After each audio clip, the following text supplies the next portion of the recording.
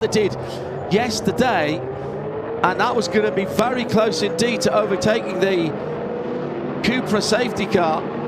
Landudis across the line then, down into La Source, takes the inside line this time. Outbraked himself yesterday into that corner. Big gap behind the Porsche 962. So the rest of the field go through, but it is the silver three-pointed star on the nose of the C11 Mercedes-Benz that rumbles up the hill. That's the first few cars already made their break. Landudis, he can see what he's doing in his Mercedes, so he's pulling clear, but a nice little battle. Change of position for third place, actually, because Ralph Kellener's, sorry, he was starting in third place, kept his class car there. It's run by Jost this weekend. People from Jost running that Porsche as it should be. Of course, it's the number 7. Yeah. Also very much a Jost number. And Philip Kaddouri in the number 69. At 962C, he's getting a face full of spray, but it is so much brighter than it's been since Friday afternoon here at the circuit. Bit of a gap, and looking to see who's next in line. It's the RCK Nissan with Richard Mines in the wheel. That's car number 24. Further back in the world of Tigers and Spices and Marches even. The one March in the field, overtaking going up into Les Combes, so positions changing a little bit further down the order. Georges Caban just losing one position there. Yeah, Ralph Kellener starting that, as Bruce said, starting that number 7. That just changed as they went through the line, so my apologies. See if there's any other changes there. I don't think so. Now, looking down the hill from the highest point in the circuit at, I suppose, Les Combes, the sun is out now, and there are shadows neath the cars, which is extraordinary. There's still a lot of spray on the circuit, but it is actually quite pleasant on the far side of the circuit furthest away from us, and the spray being thrown up now is from the underbody aerodynamics of these downforce cars. It'll catch this right. Some of the photographers will get looking to see where the sun is, to see if they can get the rainbow in the spray behind the cars. Right, one car I'd like people to look out for because it's gaining place is hand over fist. It's a young Danish driver. You might not have heard him. Jan Magnussen. He's driving a Tiger GC286. He's getting ahead of cars he has no right to get ahead from, but you know, that's Jan Magnussen enjoying himself enormously, getting more and more stuff. You think how many decades he's been racing, John? So much success in the States, but you know, this is what this championship is for. It's for people like Jan to come and play in cars he wouldn't have got to race in, period, but so they'd have been there in his formative years. Might have even watched them on television as a young Dane before going out single-seater racing, but he's making great progress. So car number 70 on the move. He's sharing that with Jack Fabi. Jack will be delighted.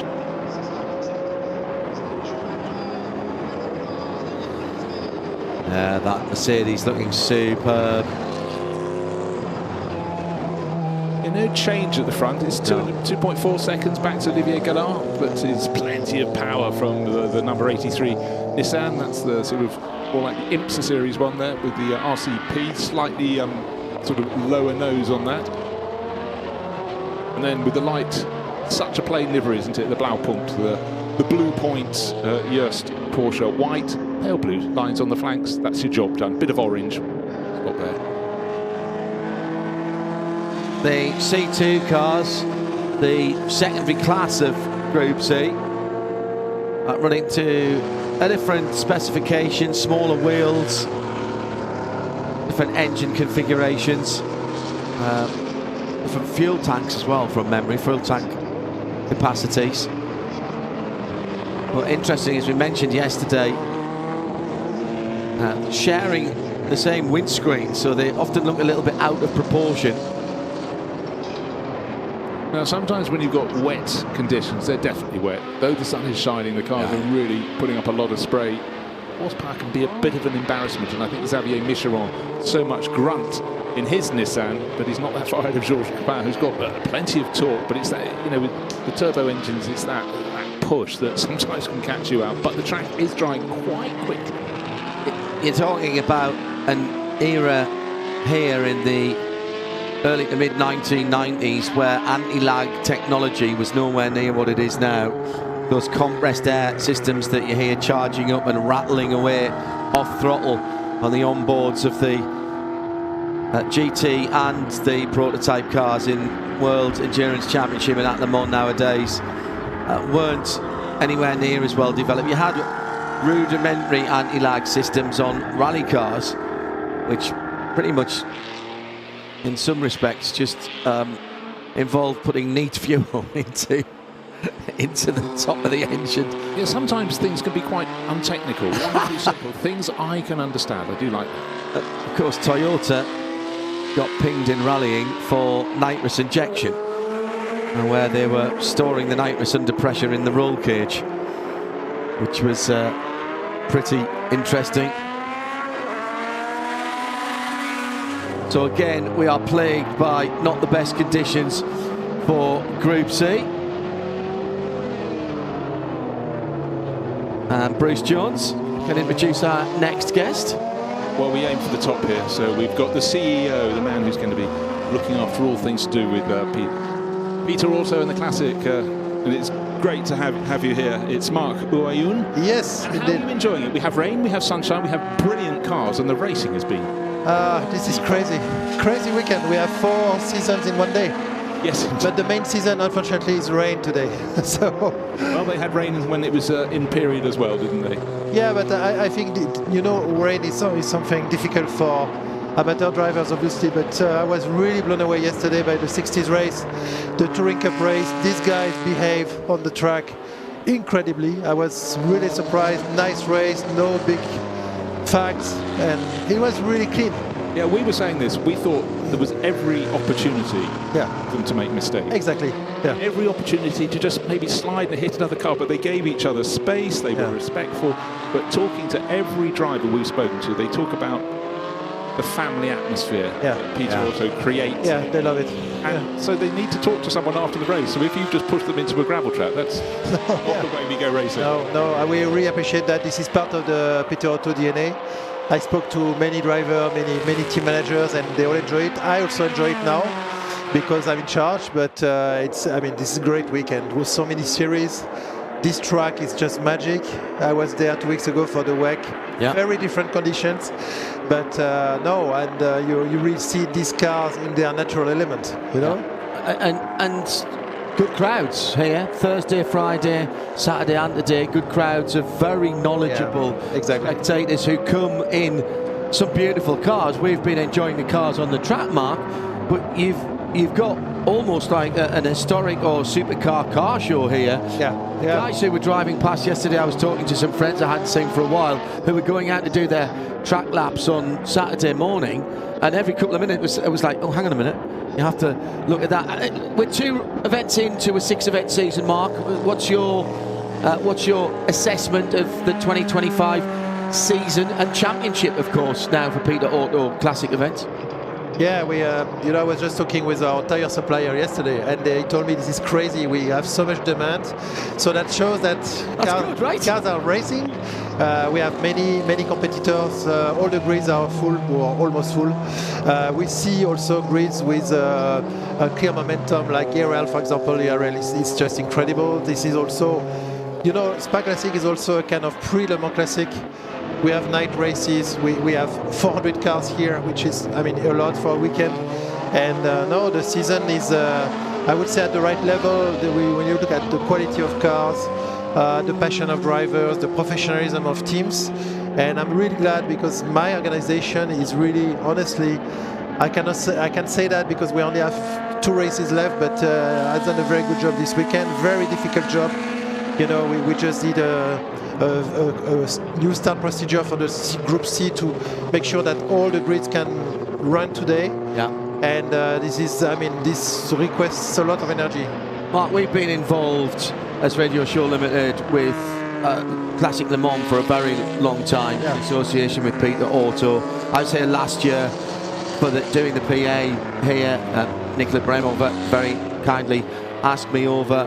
You've involved us this year in a new and exciting initiative, and people are watching and listening, and sunshine, by the way, at the top of the circuit for this. what was the decision-making process in deciding to do a full international English language and French language stream? You know, it was when I joined the company 10 months ago, this one was one of my first decisions. Because I think that nowadays, if you don't have that, you will miss huge opportunities to reach new target groups, fans, communities, and I'm really glad to know that our Goodwood friends are watching this today, because we are working with Goodwood. I think this is in the interest of motorsport and historic racing in general. I think connecting, you know, classic racing with modern racing is also very important. We have seen young drivers even today with Sarah. Yeah. I think it's really, and this is so exciting because you can really follow the race, and we see huge coverage and huge audience of the race after the race. Yes, of course, because it's there straight away as an archive. We've had social media contacts via studio@_Radio Le Mans, studio_RSL. From the US, from Australia, obviously we're the English language, so it tends to be English language speaking areas of the world, South Africa, the UK, obviously. And frankly, there's a lot of competition this weekend with Nürburgring and the 12 hours of Misano that we were covering yesterday and today. We've got Formula One as well this weekend, and yet the numbers have been really good, and the enthusiasts will put this on and sit and watch and listen to it right throughout a day yesterday that spanned the better part of 12 hours. Yeah, exactly. Yeah. And you see, you are talking about competition, but I mean, look at the images. We First had and second on the track now at Pouhon. Yeah, it's beautiful, and we had so many battles. In HTC, for example, touring cars, we have seen great battles with Hart, with Mill, with Guénard, all of them in very narrow positions. Really great. Really close. Now, the lead battle about a lap and a half ago was 2.5 seconds. It's come down to under half a second, maybe a quarter of a second. We've still got Criton Lendudis leading in the C11 Mercedes-Benz, but Olivier Gallon, who was both are very good drivers. Yeah, but they're respecting each other. Yeah. This car's pit window has been open, is still open. One of the spices that was going so well, number 98 coming into the pits, that's Patrick Daubreby, who really was right on the money in his class. He's just come in, but time of plenty. Don't count out Ralph Kelleners either in the number 7, the Blaupunkt Porsche. He is only 7 seconds behind the leader, 6.8 behind the battle for first and second, and they are the first to hit the traffic now.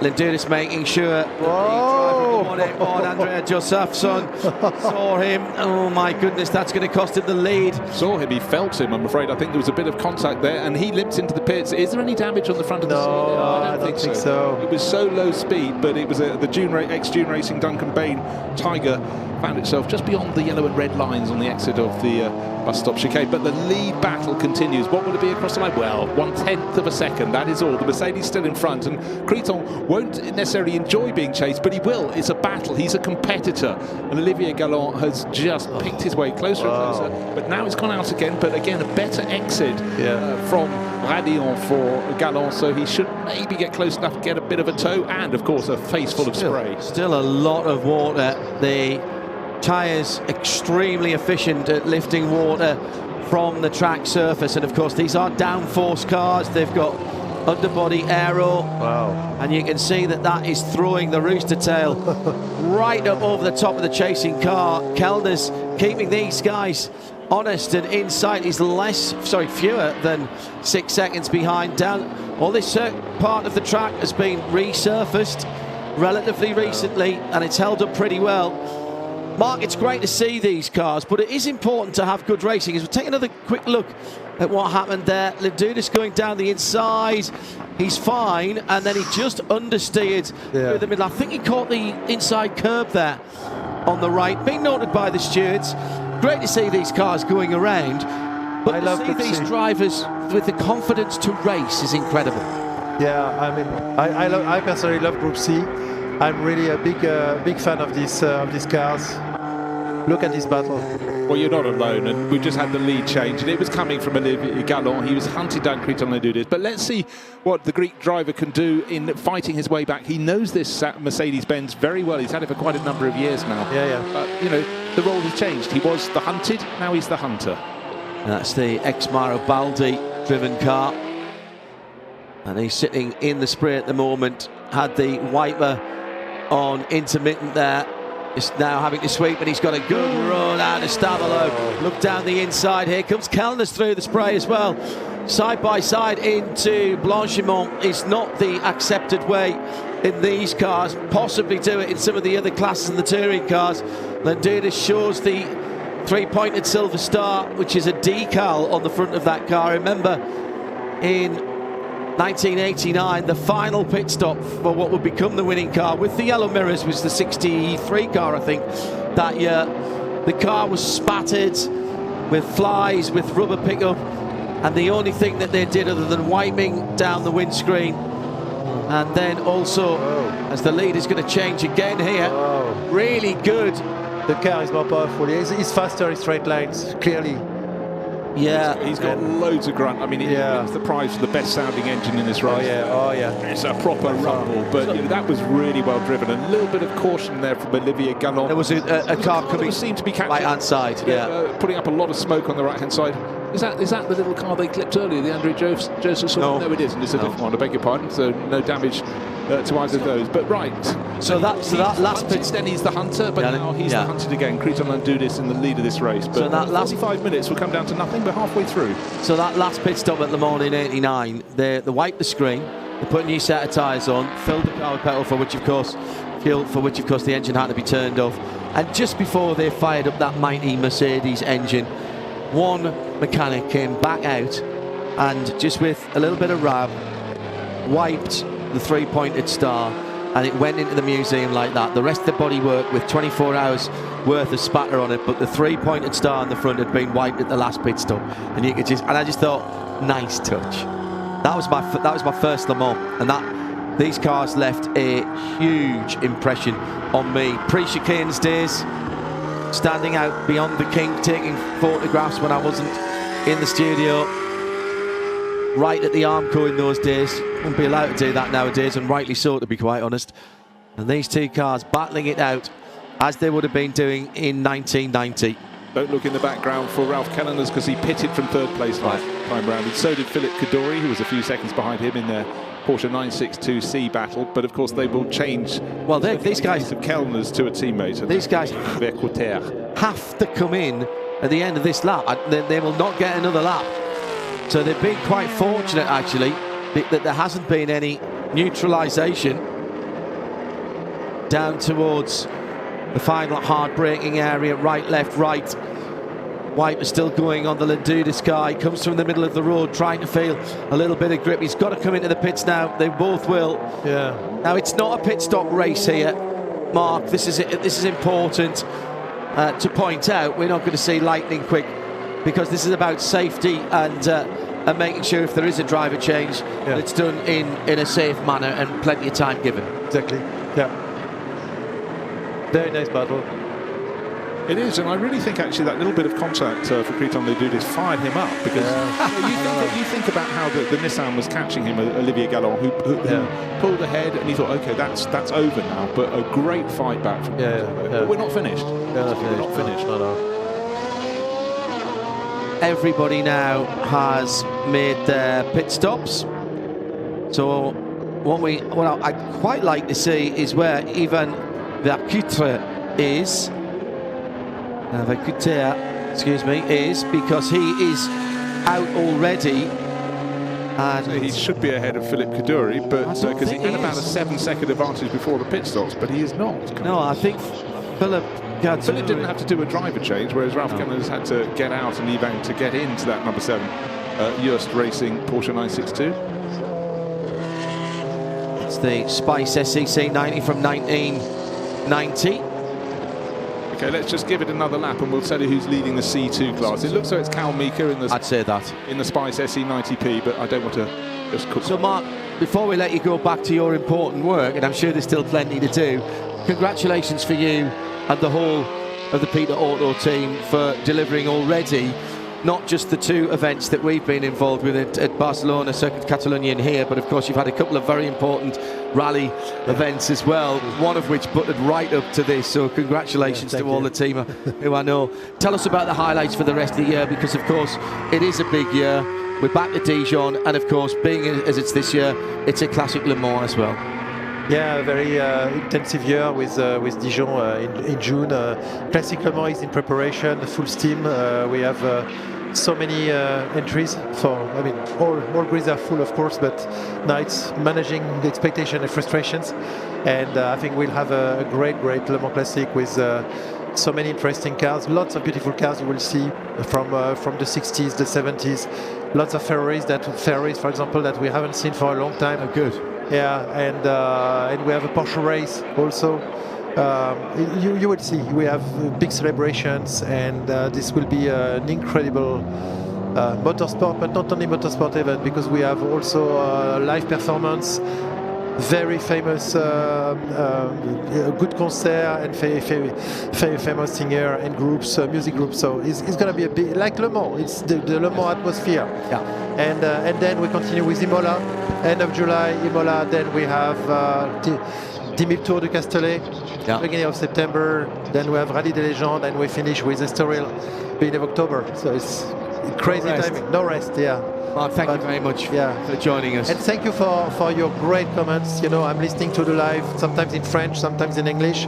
I really love it. It creates something totally different from our races. Thank you. Everybody can enjoy, and I personally learn a lot from what you say, guys. So thank you. I had a great time here last year working with Vincent in the PA booth, and it gave me a completely different appreciation for this event, and the fact that we're taking it through your innovation, we're taking it to the world. Yeah, exactly. You know, not everybody can get here. We understand that. Thank you to everybody who has done. There'll be people watching this now on Monday, Tuesday, Wednesday who have been here, seeing what happened. Well, thank you if you did come here, making this a real event. It's been a pleasure to be part of this, Mark, and thank you very much indeed to you. Thanks a lot, Nicolas, and everybody involved in the TV production. Yeah, thank you very much, and safe travel back. Looking forward to the next one already. Thank you so much. Bye. And that will be Dijon-Prémois before we head to Le Mans Classic. So still plenty to come this season. The sun is shining on the battle for the lead, and it's gone the way of Nissan and Olivier Galland with Lendudis in second place, just trying to keep him honest at the moment. Andrew? I think he might have jumped him in the pits, you know. He did? Yeah, he did. And terrific play. The Perfumier from France against the Greek ship owner. What a battle it is. And then the hotel owner from Hong Kong. What a trio at the front there. And then even Vaucoutre taking over. He's dropped back a bit. But I think this battle could go to the flag, John, between these two. It ebbs and flows a bit. Galland pulled away a little bit at the moment. You might ask, how could they jump somebody in the pits? Because they have a standard pit stop time. Well, there are slight adjustments depending on the drivers, but I would have thought Lendudis and Olivier Galland would have been the same anyway. They are, and I think it was just a bit more of an efficient pit stop by the team from Equipe Europe with the Galland car. But look at Lendudis now. I mean, he's had a lot of success in this race in the past. Last year he won both the races. The year before he won one of them. In the slipstream coming through the Camel Straight, and already the Nissan has gone to the right-hand side. That's the defensive line. Might be looking for a bit of dampness to cool the wet weather tyres down as well. Are we starting to see that drying line? The defensive line from the first right-handed King has worked. That's very fair. Those of you who watch and listen to our IMSA content, you will know that the rules on blocking in the States are very much more defined, that you are not allowed to move in response to the car behind. So if you want to take that defensive line in US racing, you would have to go early, and that's exactly what Olivier Galland did there. He made his intention absolutely clear to Lendudis, Bruce, and took the right-hand side of the track and said, hey, you think you've got the pace to get alongside and drive around the outside of me at the right-hand part of Le Combe? There you go. You have at it, sir. I'll let you not have my spray, but you're not having my slipstream either. But yeah, I will be on the defensive line as we get up to Les Combes. And you know there's 30 years age difference between these two guys. And Lendoudis hasn't been racing that long, although he's 65. I think he got into racing in the Ferrari Challenge just about 15 years ago. And he's a terrific competitor, isn't he? That's awful. He's tried a lot of cars. I think this is probably his favourite. He's had some great results with this lovely Mercedes. Yeah. He always looks so confident. I thought it was interesting. One or two of our guests have said that some of these cars, with particularly the downforce cars, are actually a little bit easier for drivers because they are so confidence inspiring. I'm not sure I'd quite like to have 800 horsepower underneath my right foot right now. John, you'll probably know this, and I should know it, but I wonder if there's cockpit adjustable boost on that Nissan. Yes. I think there probably is. It would have been in period, yeah. It's allowed here. I have to say, I haven't looked at the technical regulations. So as this track dries out, you might feel more inclined to start to use it. Yeah, that's the lap of the race last time. Mercedes was a little bit of a clash there, perhaps, on the entry to La Source, but again, we've seen... Got him again. Gone down it. The Nissan goes in deeper into the corner, and there's more grunt from the Mercedes. Down the hill he goes past the endurance pit, but there was contact. Normally aspirated versus the turbos spooling up there. But that was the fastest lap of the race from Lendoudis. He was half a second back over the line after putting in a 2:32.1, and now he's got the Nissan in his pits, in his mirrors rather, right then left. He traced an absolutely straight line again. I think that's fine. Almost the overlap from Olivier Gallant in second place. Now to the right-hander, traffic in the way, staying out of the way. Right, 10 minutes left on the clock and about 4 seconds. Oh, really? And in the background, I did notice a really dark cloud as we were looking back down from the high point of the circuit at Les Combes, but down into Bruxelles. It's the Mercedes in front. Olivier Gallant chasing. It's been like this, but it has swapped over twice now. The Argentinian car, the Facundo Nicolas Chawan, number 111 Spice, leading the Invitational class, moving slowly at the moment. That's the car that the leaders have just gone by. And Lendoudis then still leading. But for John, for me, this is the best battle we've had all weekend. It's terrific show between these two. And it's not over yet, is it, by a long shot? Look at this. I definitely think Olivier Gallant is looking to cool his tyres here. He goes offline again, down through Fagne. They've got a couple of back markers, just a couple of C2 cars, just a couple of corners ahead of them. They might catch them by the time they get to the bus stop. That could be interesting. But Lendoudis leads this race. But Gallant, he'll be winding that wick up as he goes. So at this point, it accelerates up the hill through Curve Porfrère. I'm gonna suggest that the Mercedes is running more downforce, is running more wing in these conditions, because Crichton is able to really throw the car at the apex, and it's not moving around that much. He's also... They must have softened that car off as well, because he's getting great mechanical grip out of the slower corners. Now he's got cars to go by here. And the 29 doesn't see the leader as they come through. That's Kalmika, the leader in C2. And a big slide by the lead Mercedes, and that's cost momentum and time. But the Nissan not punching out the corners here. I just wonder whether the Nissan's got a little bit of a turbo boost problem. I was just suddenly slightly concerned that maybe Crichton Lendoudis, off that bit of contact, had picked up a puncture and had felt it going down, immediately pulled to the right, but to the left from his point of view. But no, he was simply trying to make sure he had fully enough space to get his power down up. But look, that Nissan... The Spice is past, but again, lots of spray from chasing Nissan down into the compression. But look how long, Bruce, it took the second place car, Olivier Gallant, to get past Kalmika. He was right on his rear wing coming into La Source, but he couldn't get out of the corner. Well, it's looking to see what it will be the next problem for them. It's Hiroaki Nagai, the Japanese racer, huge enthusiast. He keeps beautifully out of the way up to Les Combes, and the Mercedes turns in, so Crichton Lendoudis will go chalk that one up. That's another car between me and the chasing Olivier Gallant. On the start-finish line, it was, what, half a second between them. It's now 1.3, so the first third of this lap has been very, very good for the Greek racer. 2 more laps at the end of this one, possibly 3. It will depend when they get to the line.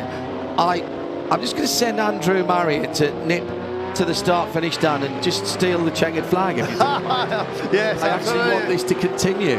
Yeah, Carl Meek, of course, still leading that C2 class, but Jack Fabi, the British driver, getting a bit closer. He's just been the fastest lap of the race in for C2. Yeah, and the Argentines in the pit now, obviously, with some problem with the 111 car. So, disappointment for them from leading the invitational class.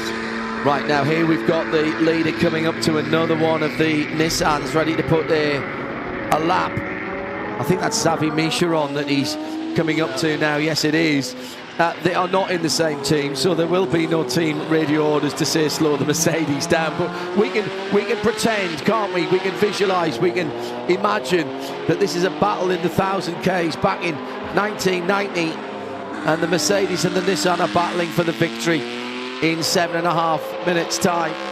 One Nissan dispatched, the second Nissan coming round to its similar coloured Nissan red, white and blue car, and has to go the long way around, but isn't overly held up by the YHP sponsored car. Marvellous stuff, isn't it?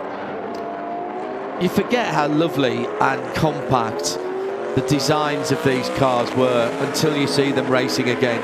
It was interesting, John, wasn't it, back in the day, how the Japanese so wanted to win Le Mans. Toyota came close and had victory, really thrust away from it in the closing stages of a famous race when Eddie Irvine broke down. And in the end, it was Little Mazda who became the first Japanese to win the race. And this had threw a load of money at it and never made it. I mean, talk about bragging rights, but, you know, they worked hard. That was a European-run team, and Pierre Dieudonné is still working so hard with Team WRT, a part of their brains trust, one of the masterminds of that. His interview that he did for us on the on Radio Le Mans, when I spoke to Pierre about that, and for the anniversary of the victory a couple of 3 years ago. It's on the archive if you go back to the 2021 Le Mans 24 hours at radiolemans.com. He gave his time very kindly, and Jackie Hicks was sort of in the background there and was a bit of an ambassador to that, and had a word with the ACO, and they increased the fuel allowance on that car just before that year's race. Otherwise the car would not have been competitive in the least. And there was a hand of Hicks on that car as well, I'm sure, with the Pierre Dieudonné and the other people who were involved in that had enlisted the undoubted diplomatic skills of the most famous Belgian. Yeah, but it was also, you know, what was to be celebrated. It was, as a Brazilian driver once said to me, that was Gilles de France, David against Goliath. Yeah.